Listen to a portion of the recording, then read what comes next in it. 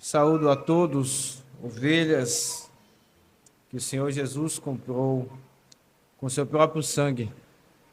Saúdo-vos com a graça e a paz que vem da parte dele. Vamos abrir as nossas Bíblias, irmãos, na carta de Paulo aos Filipenses, capítulo 1. Carta de Paulo aos Filipenses, capítulo de número 1.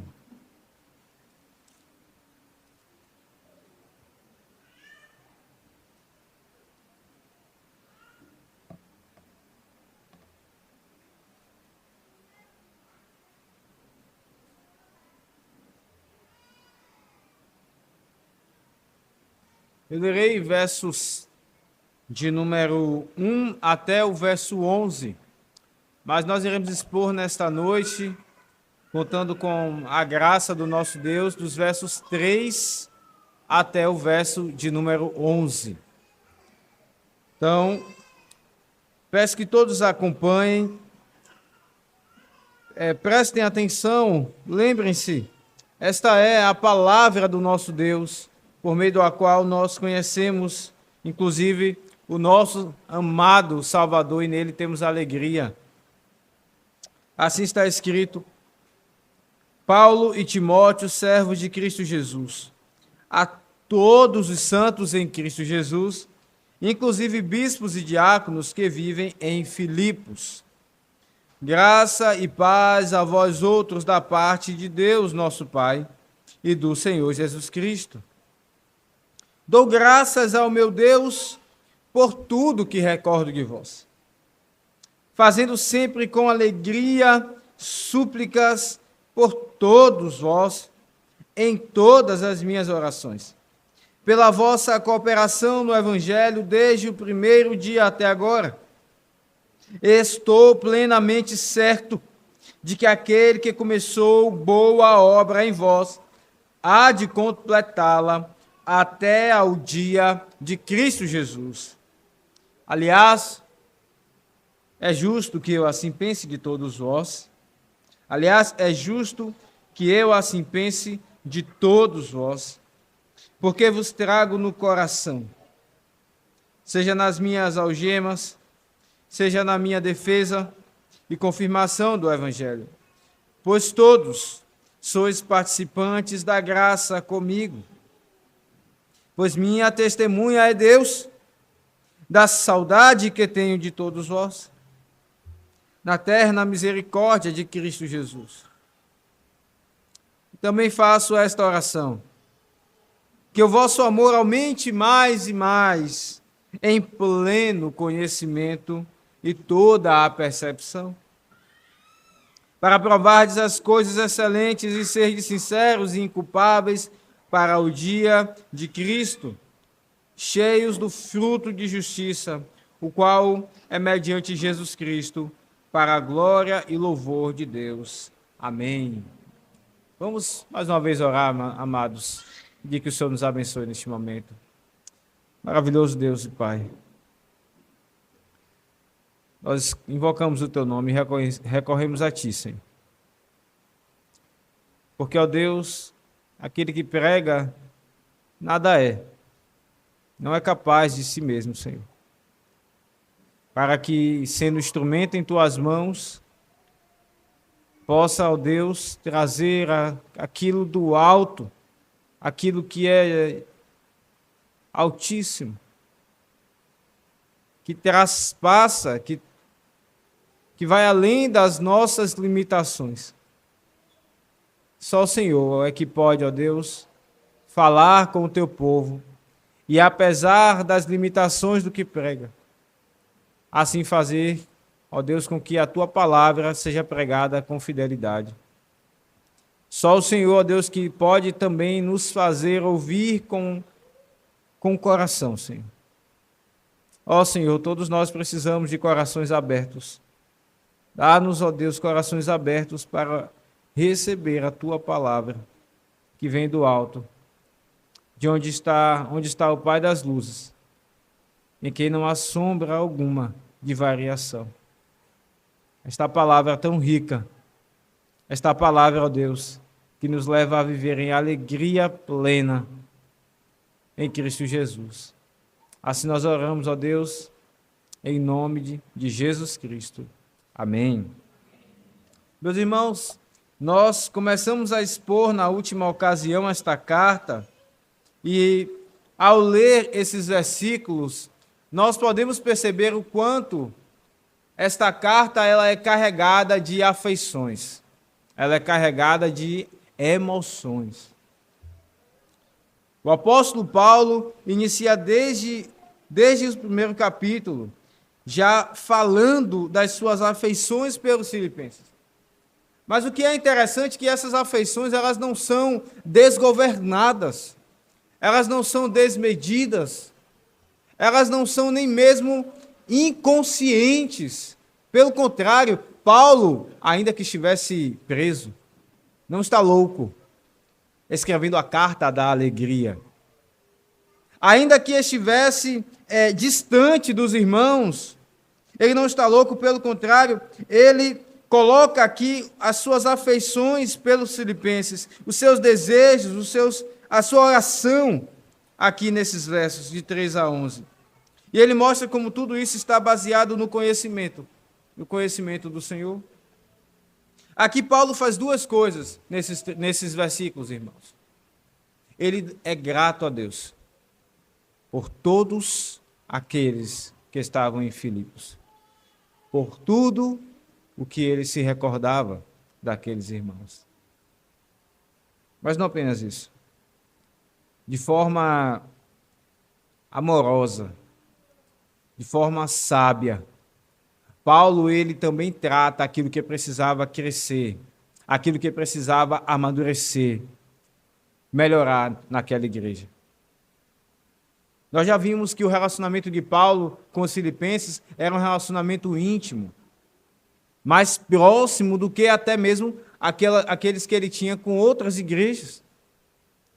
E isso leva Paulo, inclusive, a tratar um dos problemas na carta, que era justamente o amor, o partidarismo, de forma diluída. E nós iremos ver como ele, já aqui no início da carta, como é costume dele fazer em outras cartas dele, ele já começa a tratar isso, mas ele trata isso aqui, e depois ele volta no capítulo 2, versos 1 a 4, depois ele trata lá de Evódia e Sintique no capítulo 4, mas ele o faz de forma diluída. Paulo faz como que aos poucos, por conta do amor que já havia naqueles irmãos, por conta da alegria com a qual ele escreve, ao simplesmente lembrar daquela igreja. Nós iremos ver, portanto, meus irmãos, esse sermão em 2 pontos. O primeiro deles aqui é uma oração de gratidão pela comunhão no Evangelho. E o segundo ponto é uma oração de súplica por mais amor. Paulo é um homem de oração. E é isso que ele está fazendo aqui nos versos de número 3 a 11. Em primeiro lugar, ele faz uma oração de gratidão. E em segundo lugar, uma oração de súplica. Vejamos então a primeira parte, onde aqui ele demonstra a sua gratidão, versos 3 até o verso 8, está escrito: dou graças ao meu Deus por tudo que recordo de vós, fazendo sempre com alegria súplicas por todos vós em todas as minhas orações, pela vossa cooperação no Evangelho, desde o primeiro dia até agora. Paulo faz uma oração de gratidão pela comunhão no Evangelho daqueles irmãos.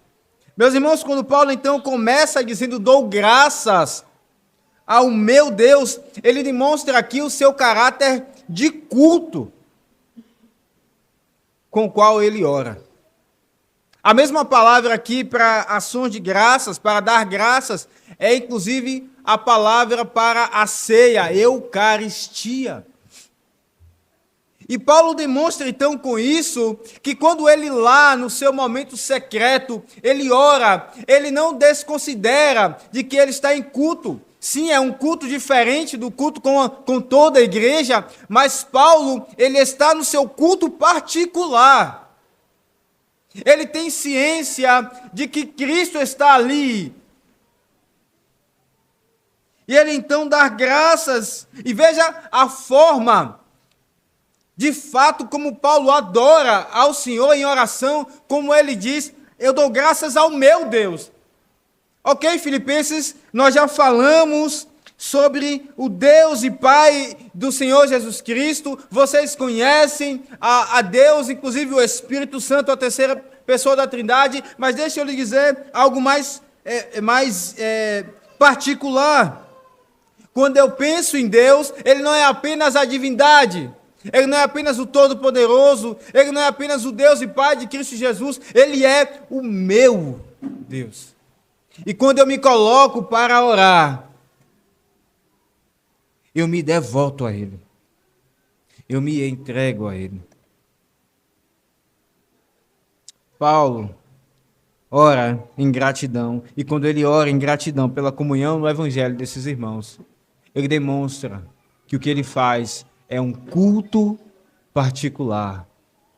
Assim é a sua oração. E veja então o motivo pelo qual ele faz isso.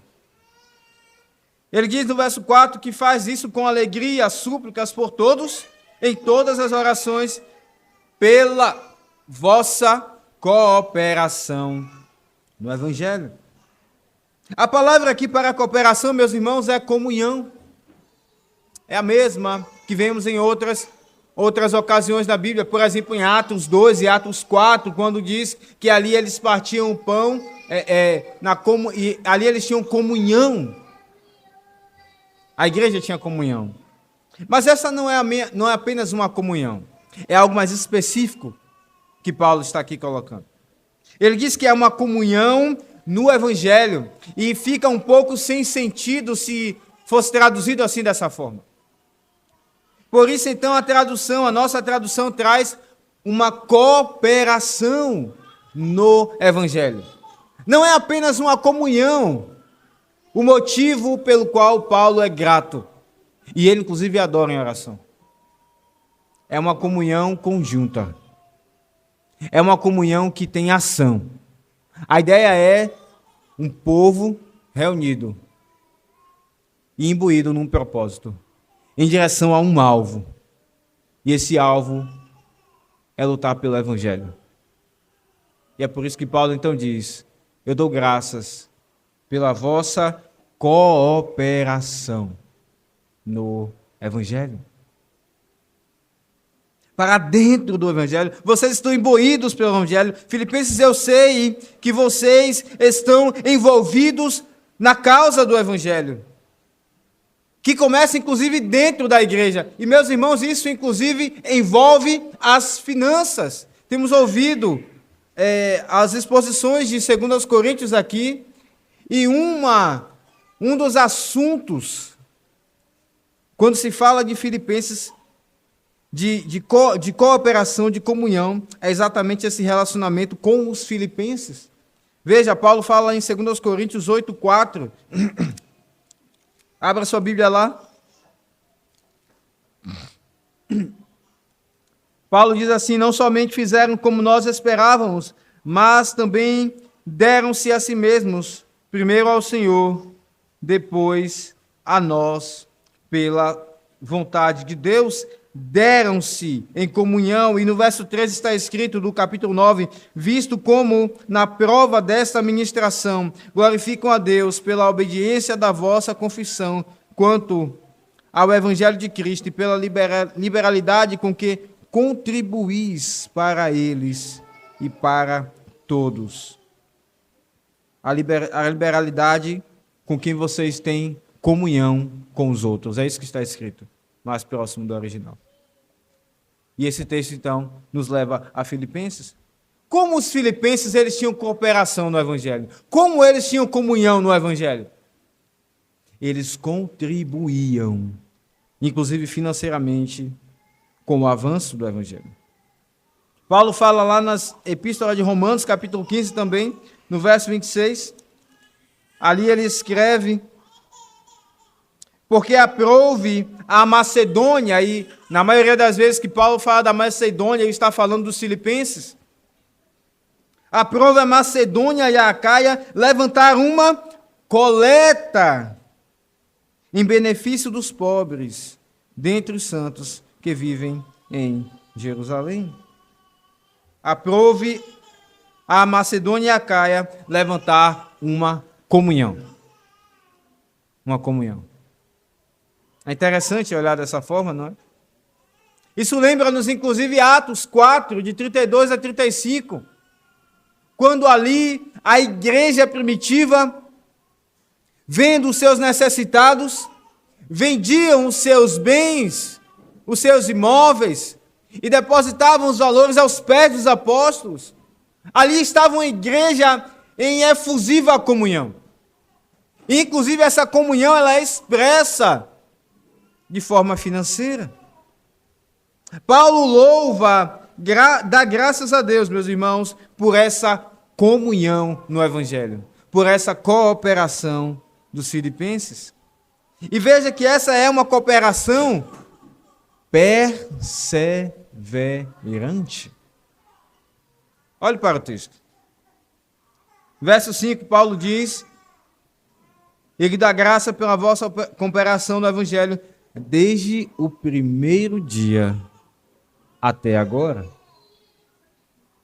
Nós já passamos por Atos e vimos que Paulo fundou esta igreja lá em Atos 16, na sua segunda viagem missionária. E na última ocasião nós vimos inclusive como Paulo, quase que podemos afirmar isso com quase toda certeza, de que ele está escrevendo em Roma, no final da sua terceira viagem missionária. E o que Paulo está dizendo é que esta comunhão no Evangelho, esta cooperação dos filipenses, ela não foi pontual, ela não foi no início e ela depois parou, ela não foi irregular. Ele está dizendo que ela é desde o primeiro dia, desde que Paulo esteve em Filipos, até agora, onde ele está lá em Roma. É uma cooperação, meus irmãos, perseverante. E Paulo coloca isso aqui como um sinal da obra de Cristo. É por isso que ele fala no verso 6: Eu estou plenamente certo de que aquele que começou boa obra em vós há de completá-la até o dia de Cristo Jesus. Esse versículo ele não está isolado do contexto. Geralmente, quando nós ouvimos falar desse versículo ou citamos esse versículo, nós não consideramos esse contexto. Mas ele não está solto. De onde ele brota, Paulo? Esse versículo brota quando Paulo lembra da cooperação daqueles irmãos no Evangelho. Ao lembrar-se do engajamento deles no Evangelho, no reino, Paulo então diz: isso é a obra que Deus começou, a boa obra que Deus começou, e Ele há de completá-la até o dia de Cristo Jesus. É claro, meus irmãos, a obra de Cristo não significa apenas contribuir financeiramente com o reino de Deus. Ela é muito mais ampla, isso é verdade. Mas é um dos sinais pelo qual Paulo aqui diz: aí está a obra de Cristo. O doar-se para o Evangelho, o doar-se na igreja, o doar-se aos irmãos, o juntar-se por um objetivo, para que o Evangelho avance na vida dos perdidos, para que aqueles que pregam tenham tudo o que precisam, como era o próprio Paulo. Isso é um sinal da obra salvadora de Jesus Cristo. Paulo fala sobre isso lá no final da carta, abre lá, no capítulo 4, verso 15, ele diz assim: E sabei também vós, ó Filipenses, que no início do Evangelho, e o início do Evangelho aqui é o início do Evangelho na vida dos filipenses, quando parti da Macedônia, nenhuma igreja se associou comigo no tocante a dar e receber, senão unicamente vós, outros, porque até para Tessalônica mandastes não somente uma vez, mas duas, o bastante para as minhas necessidades. Não que eu procure donativo, mas o que realmente me interessa é o fruto que aumente o vosso crédito. Veja, como Paulo ressalta e tem na sua mente, na sua memória, o sacrifício que aqueles irmãos que não eram abastados fizeram, não apenas uma vez, mas duas. Não com aquilo que sobrava deles, mas com aquilo que era de fato sacrifício para eles, para manter Paulo. E quando Paulo menciona, irmãos, essa obra, nós não podemos deixar de enxergar aqui um paralelo com a obra de toda a criação. Olhe mais uma vez para o texto. No verso 6, Paulo diz que está plenamente certo de que aquele que começou, ou seja, que aquele que principiou boa obra em vós, há de completá-la ou finalizá-la até o dia de Cristo Jesus. Paulo nos remete ao princípio da obra de Cristo na vida daqueles irmãos, e uma boa obra. Ora, o que Deus disse ali em Gênesis, quando ele principia o mundo, principia a criação, ele olha e diz, olhou Deus e viu que era bom. E no sexto dia, depois de ver o homem, ele disse que tudo era muito bom. Mas quando Deus cria o homem, não apenas do nada, mas ele o cria, ou melhor, ele o recria do inferno. Essa obra é a melhor obra de todas. Quando ele o faz respirar, como diz Agostinho, respirando, eu suspirei por ti. Quando um homem, então, aspira e deseja a Deus, eis a melhor obra de todas que Deus pode fazer.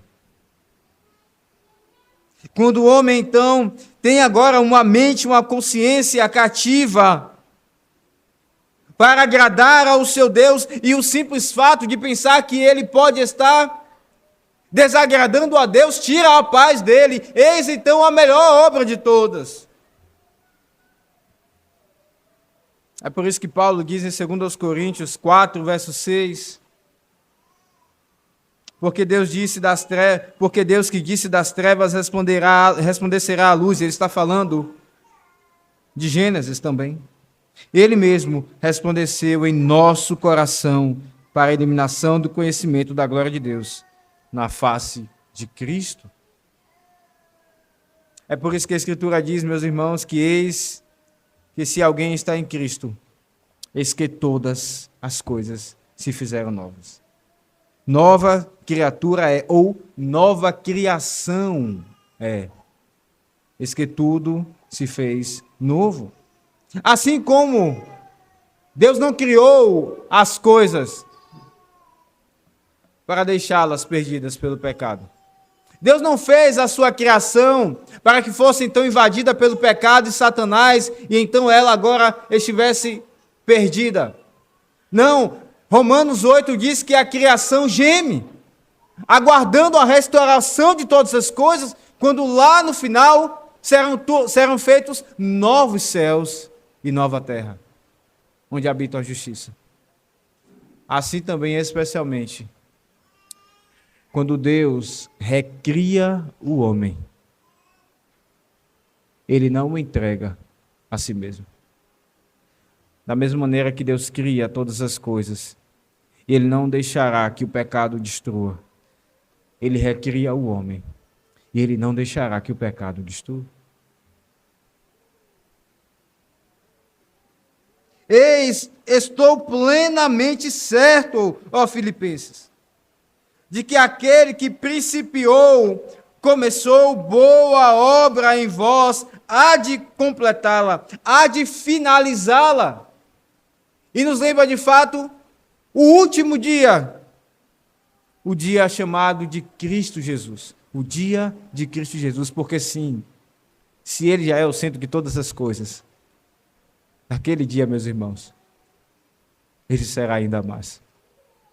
Quando Ele virá nas nuvens, não mais como uma ovelha, um cordeiro manso, mas ele virá em toda a sua glória, como guerreiro que venceu. E ele tem uma espada na sua boca. Naquele dia, se hoje ele já é o centro de todas as coisas, naquele dia, ele será ainda mais. Este é o dia de Cristo Jesus. Mas até lá, a igreja, ela terá pecados. Até lá, a igreja nunca será impecável. Deus está desenvolvendo a sua obra no seu povo. E ele a finalizará. Ele a completará no dia de Cristo Jesus e não antes. Paulo mostra então, meus irmãos, como ele se lembra dessa cooperação, dessa comunhão no Evangelho, e ele mostra alegria por isso, porque é uma cooperação perseverante, inclusive porque ele é um dos alvos também dessa cooperação. Veja, ele diz no verso 7, ele faz aqui uma digressão, ele sai um pouco, por assim dizer, daquele assunto que ele estava tratando, porque esta é uma carta que Paulo também imprime as suas afeições, a sua personalidade, muito mais do que em outras.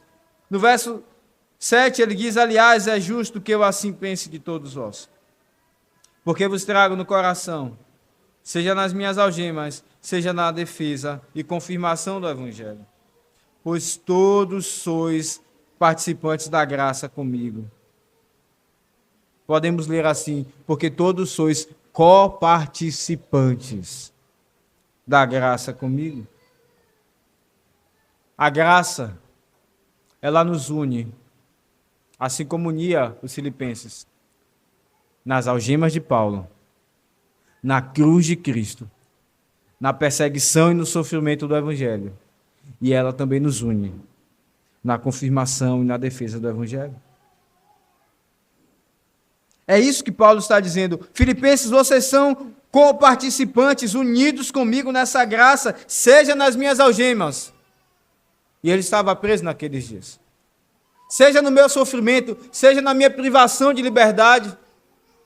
Eu não posso sair para onde quer que eu queira. Seja na minha humilhação, como um preso, culpado, sendo que nada tinha feito contra a lei. Seja na defesa e confirmação do Evangelho, como Paulo então discursava e falava do Evangelho e defendia a fé. Paulo então diz, vocês são coparticipantes comigo nessa graça. Paulo está dizendo, seja em uma coisa ou em outra, nós estamos unidos. Seja no triunfo, onde o Evangelho mostra a sua glória, seja no sofrimento, nós somos um. E é por isso, meus irmãos, que eu me alegro. Eu dou graças. E eu faço isso com alegria. E inclusive porque eu sou um alvo dessa cooperação. E Paulo aqui fala, ele diz, é justo que eu assim pense de todos vós. Paulo aqui se coloca diante de Deus e ele diz, Filipenses, não é que eu seja bonzinho demais com vocês. Eu estou falando aquilo que é justo. Se eu não falar isso, eu estarei mentindo. É justo que eu pense assim de vocês. E Paulo se alegra nisso. Os filipenses merecem o louvor. Paulo conhecia aquela igreja. E ele diz então, eu vos trago, filipenses, no coração. Ele tem um afeto. O envolvimento daqueles irmãos, uns com os outros, e sustentando Paulo, gerava no coração de Paulo afeto. É como se ele dissesse, eu caminhei por muitos lugares. É como se Paulo dissesse, eu andei por estradas, eu tomei navios, eu naufraguei, Eu estive preso em Cesareia, em Jerusalém, agora em Roma, mas eu vos trago no coração.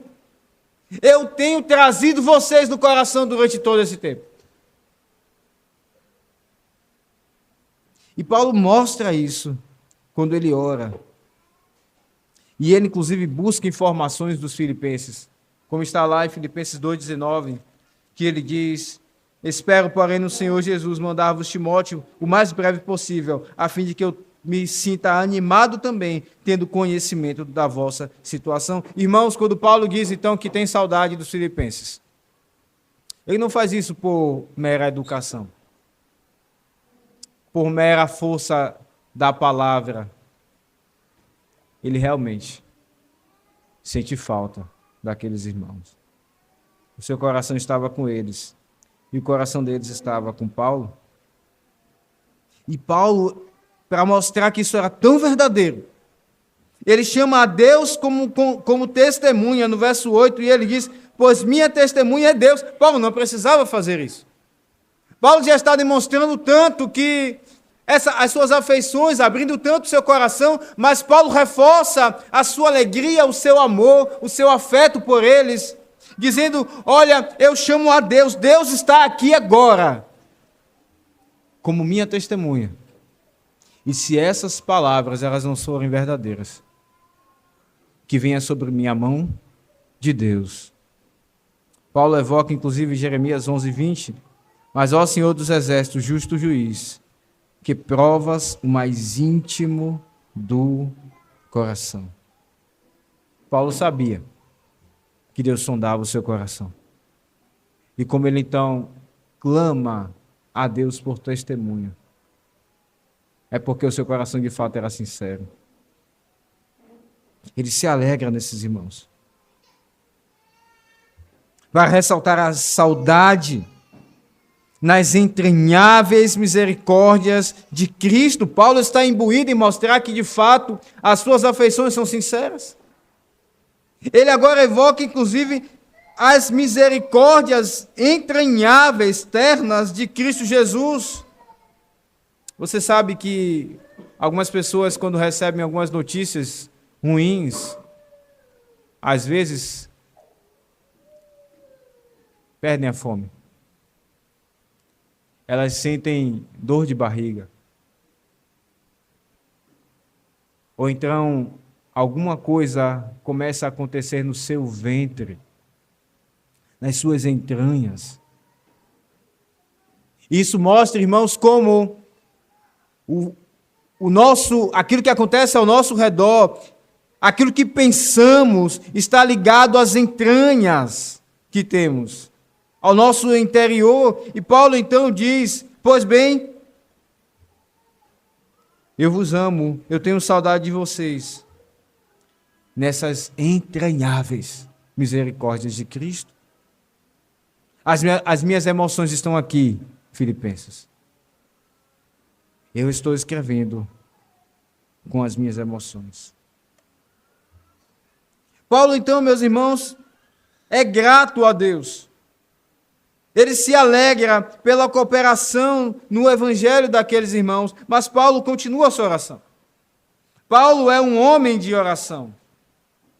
Paulo faz aquilo de fato que os apóstolos se separaram para fazer. Vocês lembram lá em Atos 6, quando Pedro se levanta, naquela confusão que estava entre as viúvas dos judeus e dos gregos, e ele então diz: meus irmãos, é necessário que escolhamos homens capazes para servirem às mesas, porque nós iremos nos dedicar à oração e à palavra. Paulo se dedica à oração.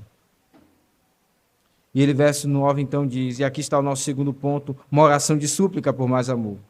Ele diz: e também faço esta oração: que o vosso amor aumente mais e mais em pleno conhecimento e toda percepção, para provardes as coisas excelentes e serdes sinceros e inculpáveis para o dia de Cristo, cheios de justiça, do fruto de justiça, o qual é, mediante Jesus Cristo, para a glória e louvor de Deus. Paulo clama suplica por mais amor na vida daqueles irmãos. Você pensa então, ora, será se esses irmãos não tinham amor? Sim, eles se amavam. Paulo acabou de agradecer pela comunhão no evangelho deles, pela cooperação no evangelho. Mas Paulo também sabia que eles precisavam crescer em amor. E aqui Paulo, então, não apenas agradece, mas ele também suplica. Ele ora pedindo mais amor. E esse amor, meus irmãos, embora ele de fato venha de Deus, não é um amor para com Deus, mas é um amor uns para com os outros. Na sua oração, que no início de Efésios, capítulo 1, no verso 15, que também é oração, aliás, Paulo acabou de orar, ele diz assim: por isso também eu, tendo ouvido a fé que há entre vós no Senhor Jesus e o amor para com todos os santos.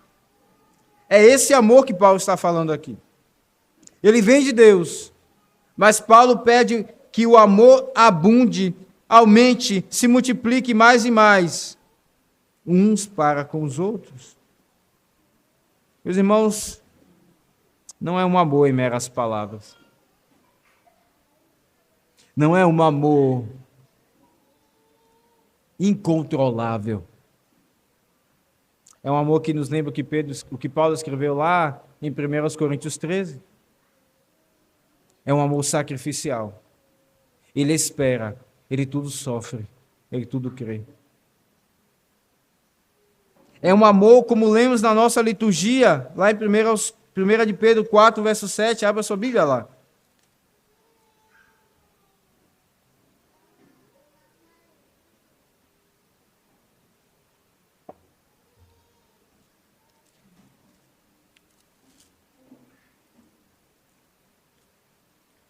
Primeira de Pedro 4, capítulo 8, Pedro diz assim: acima de tudo, porém, tende amor intenso uns para com os outros, porque o amor cobre multidão de pecados. É um amor que imita a Deus. Tendo então sido amado desta maneira, tendo experimentado um amor que é longânimo, tendo experimentado um amor que é paciente, tendo experimentado um amor que pegou os meus pecados e lançou-os no mar do esquecimento, tendo experimentado um amor coberto pelo sangue tão sacrificial, que ele foi coberto pelo sangue de Jesus. Essa é uma palavra para expiação. A ideia de cobrir a multidão de pecados aqui é algo que alguém faz e então esconde e faz ser esquecido aquilo que nós fazemos. Pedro está dizendo, não que Deus fez isso, Pedro não está se referindo ao que Deus faz apenas. Ele diz, esse amor, intensamente uns para com os outros, ele cobre multidão de pecados. E como os filipenses precisavam desse amor.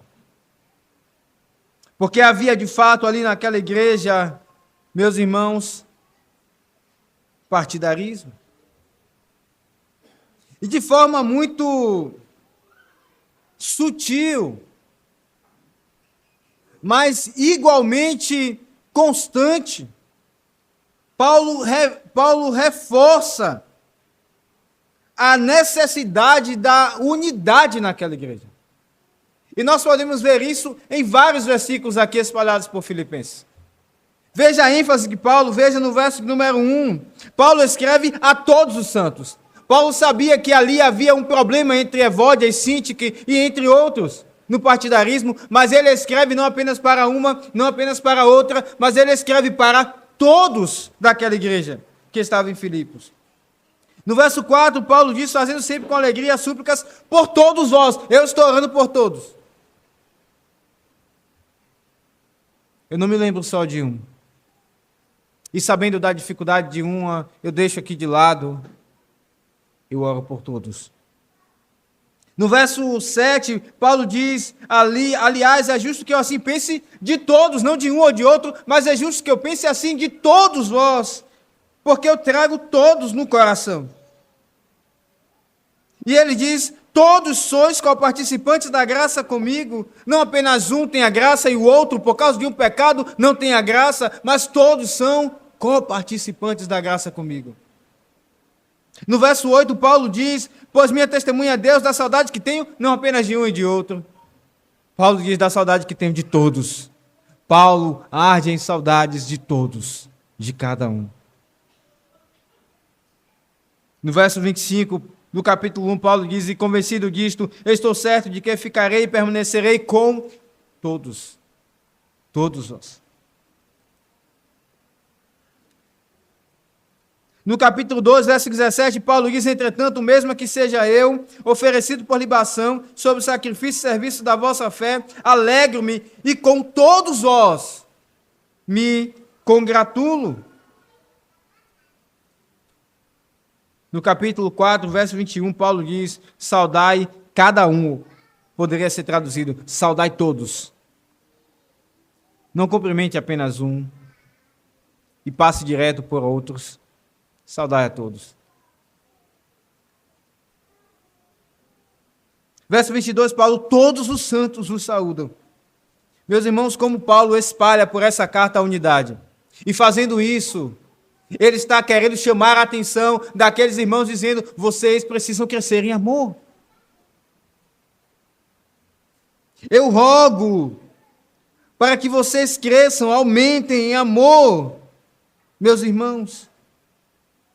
Numa unidade.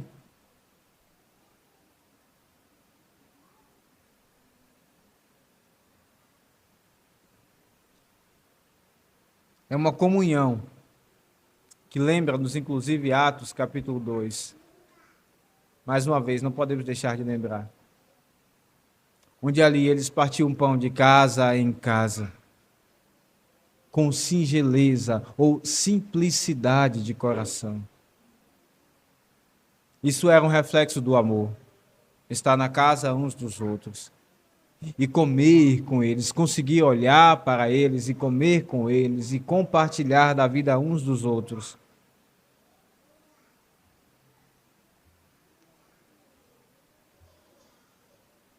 Paulo diz, eu faço esta oração.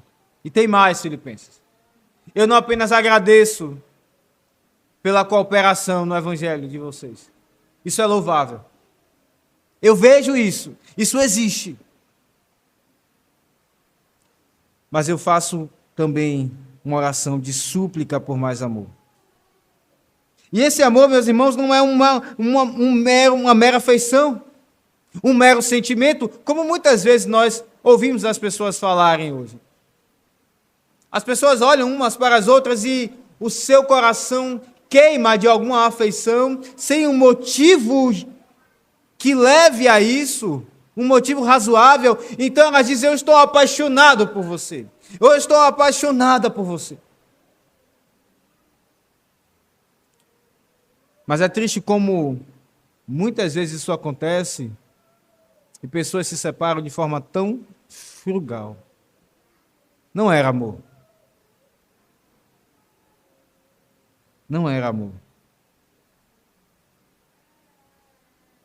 Paulo diz, eu oro para que vocês aumentem mais e mais, para que o amor de vocês aumente mais e mais. Mas esse amor, ele é em pleno, veja na sua Bíblia, ele é em pleno conhecimento. Em pleno conhecimento. E toda a percepção. E é por isso, meus irmãos, que Paulo, depois de falar do amor, no capítulo do amor, em 1 Coríntios, lá no capítulo 13, eu peço que você abra lá. Lá no final, no último versículo. Aliás, no versículo 12, Paulo diz assim, porque agora vemos como em espelho, obscuramente, então veremos face a face. Agora conheço em parte. então conhecerei como também sou conhecido. Paulo acabou de falar do amor e ele não mudou de assunto.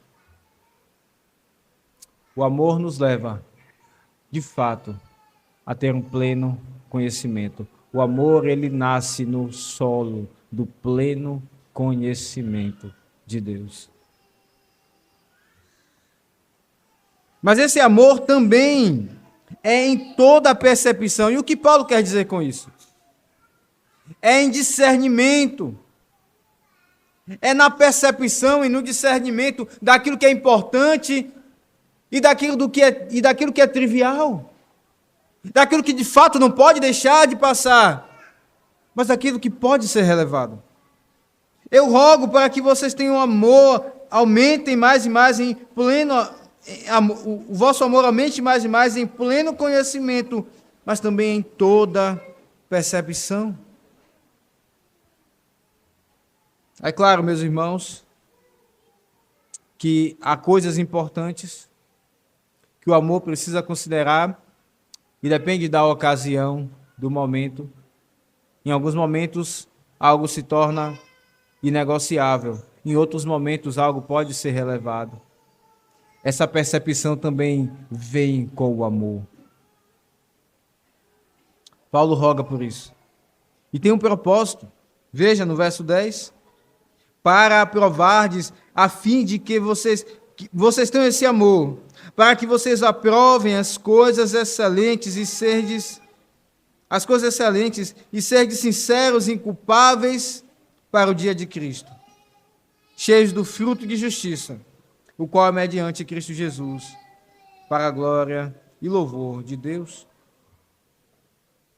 Há pelo menos 3 objetivos aqui em ter esse amor.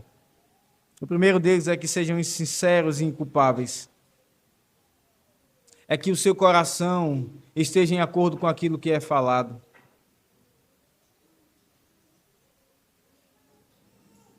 Para que vocês sejam irrepreensíveis, não impecáveis, mas irrepreensíveis.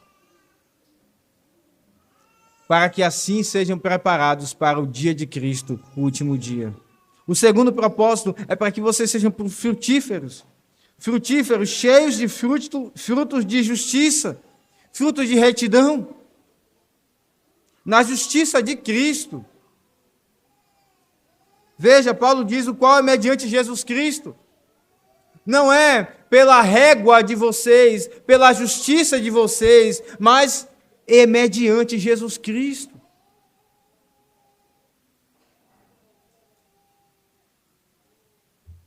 Paulo diz que vocês sejam cheios desse fruto de justiça, plenos, não apenas tenham um sinal ou outro. Mas o terceiro e último objetivo, e maior, é para a glória e louvor de Deus. Qual é o fim principal de todas as coisas? Glorificar a Deus. Adorá-lo. Quando esses irmãos amassem uns aos outros, eles iriam glorificar a Deus. Eles iriam louvar a Deus. Ah, meus irmãos, como essa oração de Paulo nos ensina. Mas para que você não pense que Paulo é o maior homem de oração que devemos ter em nossas mentes, nesse texto, eu preciso lembrar a vocês das orações do Senhor Jesus. Cristo foi Ele quem orou dando graças pelos pequeninos, a quem Deus se revela lá em Mateus 11:25. Ele disse naquele tempo, respondeu Jesus e disse, graças. Cristo então se alegra e ele diz, graças te dou, ó Pai, Senhor do céu e da terra, que ocultaste essas coisas aos sábios e entendidos e as revelaste aos pequeninos. Cristo é o homem maior do que Paulo em oração. Foi ele que orou para que o seu povo fosse reconhecido pelo amor. E nós vemos isso lá em João 17. Abra sua Bíblia lá.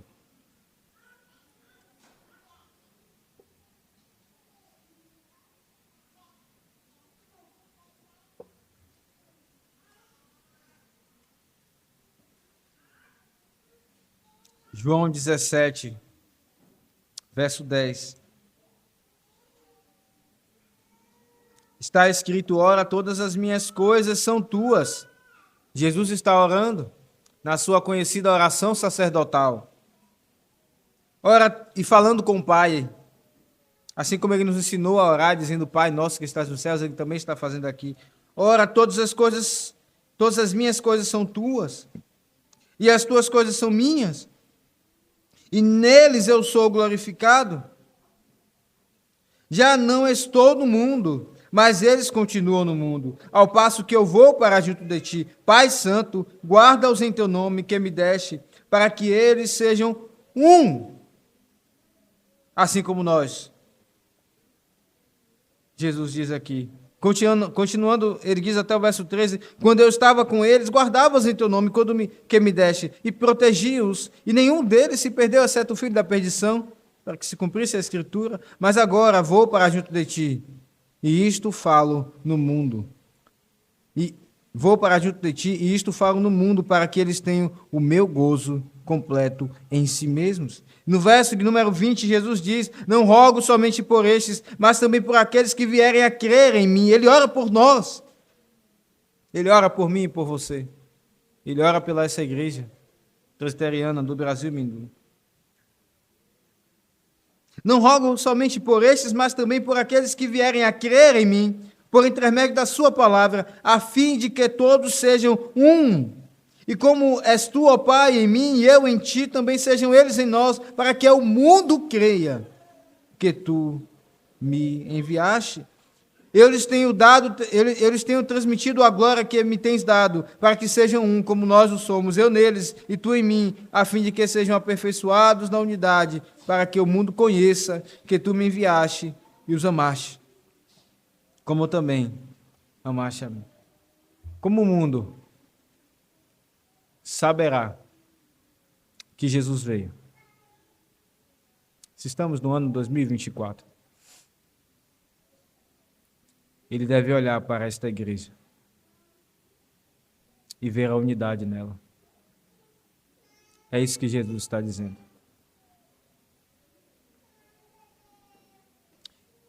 Ele orou por isso. E no verso 26 ele diz: eu lhes fiz conhecer o teu nome, e ainda o farei conhecer, a fim de que o amor com que me amaste esteja neles, e eu neles esteja. Jesus ora se alegrando com os pequeninos. Jesus ora pelo amor no meio do seu povo. Ele é o homem que vive para interceder. Ele não orou apenas aqui na terra, mas Hebreus diz que ele está à destra do Pai e ele agora vive para interceder. Certamente, meus irmãos, ele ora mais pelo seu povo do que Paulo. Nós vemos que pelas cartas de Paulo, nós vemos Colossenses 1 e vemos uma oração de Paulo. Nós vemos Efésios 1 e vemos outra oração de Paulo. Nós vemos as cartas aos Tessalonicenses e vemos uma oração de Paulo. Mas Cristo é o homem perfeito sacerdote que intercedeu e continua intercedendo pelo seu povo. E o Pai não deixará de ouvir a oração do seu filho. Ele é o nosso maior exemplo de como se alegrar pela igreja e amar a igreja. Ele olha aquele centurião, vê fé, e ele fica impactado e diz: nem mesmo em Israel eu achei fé como esta. Como Deus pode se impressionar se Ele sabe de todas as coisas? Jesus se alegra quando Ele vê sinais de fé e de virtude no seu povo. Ele é o nosso modelo em amar a igreja, meus irmãos. E como Ele amou. Ele amou e Ele morreu até a morte de cruz. Ele andou com discípulos e Ele demonstrou amor com seus discípulos. Ouvindo Pedro com as suas perguntas. Os filhos, João e seu irmão, Tiago, dizendo: Senhor, não queres que nós oremos para que desça fogo? Ele tolerou essas coisas e disse que de que espírito sois? Ele é o nosso maior exemplo de amor, não Paulo? Mas a boa nova, meus irmãos, é que nós estamos unidos a Ele. E por isso nós podemos nos alegrar uns com os outros, um com a vida do outro. E podemos amar e crescer em amor uns aos outros. Nós falharemos nessa alegria, nesse amor. E quando nós falharmos, a Bíblia nos diz: eu vos escrevo essas coisas para que não pequeis. Mas se vocês pecarem, vocês têm advogado nos céus. Confessem os seus pecados. Ele nos perdoa e tem mais. Ele nos purifica. Ele nos purifica da amargura. Ele nos purifica do oposto da alegria. Ele nos purifica do partidarismo. Que oração do apóstolo Paulo. Mas que lições esse texto, irmãos, ele traz para as nossas vidas? Em primeiro lugar, se você está aqui sem Cristo, deixe de querer providenciar a sua salvação. Paulo é claro em dizer que a obra de salvação ela é iniciada por Deus e ela será completada por Deus. E como temos visto, irmãos, em nossos dias, pessoas às vezes desesperadas porque elas disseram que creram em Cristo em algum momento, mas elas perderam a salvação e elas ficam desesperadas. Que grande peso traz um ser humano quando ele pensa que ele é responsável pela sua salvação. É um tormento. A Bíblia nos diz: se Deus começou a boa obra em vós, Ele irá finalizá-la até o dia de Cristo. E eu te convido a receber essa salvação maravilhosa que não é fabricada por nós, mas pelo próprio Deus. Em segundo lugar, seja grato. Seja grato pelas virtudes de Cristo em cada um dos membros desta igreja. Irmãos, Paulo, acredito que não precisamos mais enfatizar. Quando ele diz que quando lembra, ele lembra de todos. Ele se alegra por todos. Ele traz todos no coração. Lendo um livro sobre casamento, do pastor Joe Bick, eu até recomendo que os casados leiam, Amigos e Amantes, um livreto, mas muito profundo. Ele fala da técnica do sanduíche. Ela não é algo de outro mundo. Ela é usada pelo Senhor Jesus nas cartas às igrejas de Apocalipse. Quando Jesus diz: eu conheço as tuas obras. Eu sei como vocês servem a mim. Depois Jesus trata o problema naquela igreja. E ele termina louvando aqueles irmãos mais uma vez. Ele começa falando das virtudes. Depois ele fala dos problemas que existiam ali. E depois ele louva mais uma vez esses irmãos. E falando dessa técnica de Cristo, nesse livro, Joe Bick, ele diz: quando você tiver um problema com o seu cônjuge, claro, o livro fala do casamento, e então você precisar ir até ele para tratar alguma coisa, aplique isso. E é muito interessante porque isso prova não apenas a pessoa que é culpada do problema, mas aquela pessoa que também precisa alertá-la do problema. O primeiro desafio é: descreva as virtudes no início e no final. Mas como virtudes? Não tem virtudes. E meus irmãos, como nós fazemos isso até mesmo na igreja? Quando temos problemas uns com os outros, às vezes nós não conseguimos descrever virtudes dos irmãos para nos alegrar nelas. Paulo sabia dos problemas que havia naquela igreja. Mas ele diz: é com alegria que eu faço súplica por todos vós.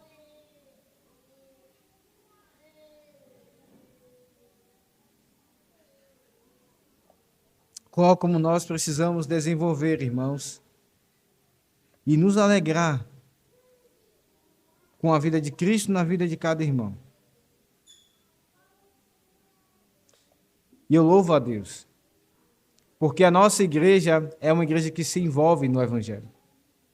Uma das coisas que mais se fala desta igreja, quando alguém visita, é que é uma igreja que abraça as pessoas.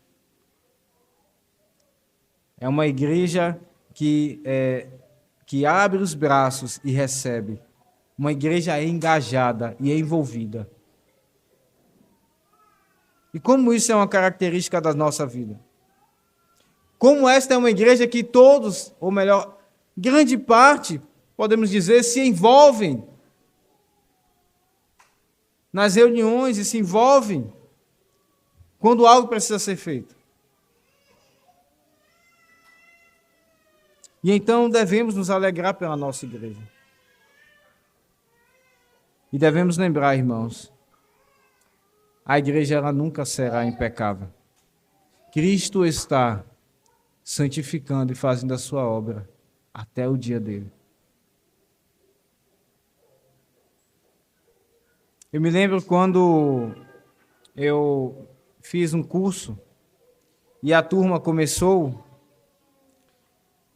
então era só alegria, porque descobrimos as coisas uns da vida dos outros, eram poucos também,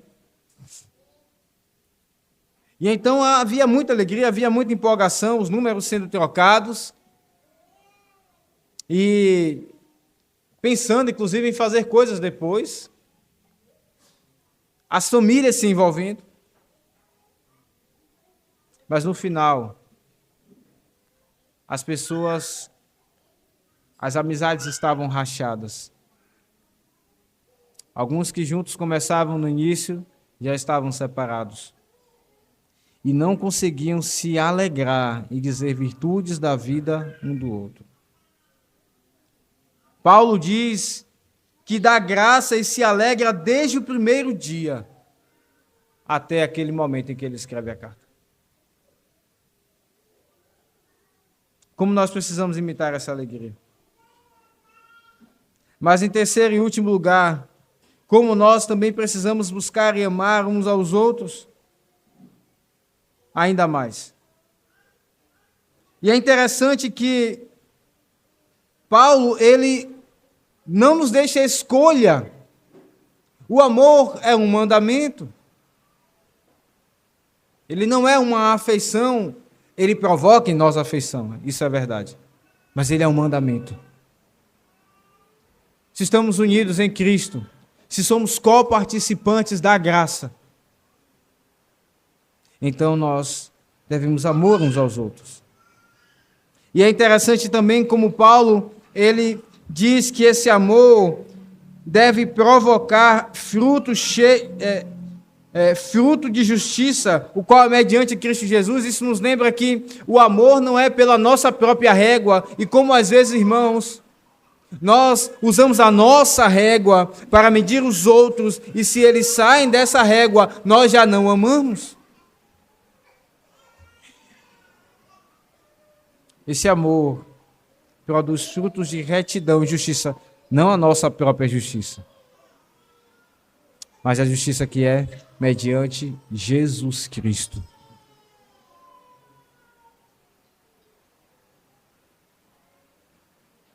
E é um amor intenso em sacrifício. Que esta oração de Paulo, ela seja um grande ensinamento para mim e para você. Leve-a para casa, medite nela, ore em cima dela. Havia uma prática no passado de se escreverem as orações, sentar, refletir naquilo que se falaria com Deus e depois orar essas orações escritas. Alguns acham que isso é algo morto, mas pelo contrário, pode se tornar morto, assim como tudo que nós podemos fazer na vida. Mas eram orações, eram palavras bem colocadas. Eram palavras não que brotavam no momento de impulsos, mas eram palavras já amadurecidas. Assim devem ser as palavras que nós levamos diante do Senhor. Paulo cultuava a Deus em oração, irmãos. Que assim seja o nosso momento de oração. Que em nosso momento de oração nós possamos e tenhamos condições de orar por todos, nos alegrando por todos e também buscando que cada um cresça em amor. Que Deus nos abençoe. Amém. Vamos ficar de pé.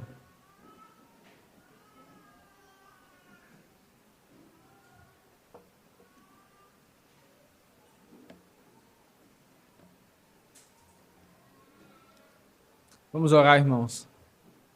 Bondoso Deus e Pai, obrigado pela Tua palavra. Ó Senhor, concede-nos a Tua graça de amar a Tua igreja, amar-nos uns aos outros. Como este problema ele existia ali em Filipos, problema do partidarismo, e como Paulo, ele enche essa carta de placas, dizendo, sejam amem uns aos outros, e se alegrem uns nos outros. Ó Senhor, concede-nos a Tua graça de poder viver essas coisas entre nós, em nome de Jesus, e conceda ao Deus a graça àquele que está aqui, porventura, não tenha Cristo, que ele seja habilitado para fazer isso, porque só pode amar aquele que está unido ao que é amor. Deus é amor. E assim podemos amar, sendo filhos dele. Em nome de Jesus oramos. Amém.